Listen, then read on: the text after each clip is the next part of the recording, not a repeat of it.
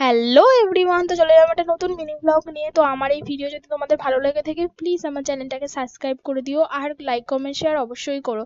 তো এই যে সকাল সকাল রান্না বসিয়ে দিয়েছি। আমাদের সকালেই একটু বাড়িতে কাজ থাকে, সবাই বেরোনো হয়, তো তাই টিফিন করতে হয় সবার জন্য। তো তারপরে দুপুরে তেমন কোনো কাজ থাকে না। এই যে সকালে রান্না হবে পুঁই শাকের মিটুলি দিয়ে চচ্চড়ি, ভাত আর হলো ডিমের তরকারি। তো বাপি বললো ডিমের তরকারি নেবে না, তাই বাপিকে অমলেট করে দিলাম, সাথে ডাল আর পুঁই শাকের মিটুলি দিয়ে বাপি টিফিন নিয়েছে।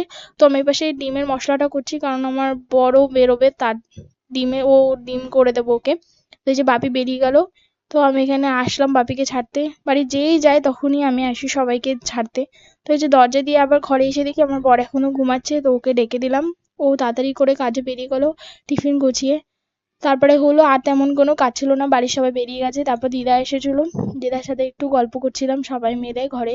তারপর এখনো ভিডিও ক্লিপ নেওয়া হয়নি। তো আজকের মতো এটুকুই, দেখা হচ্ছে নেক্সট মিনি ভ্লগে। টাটা।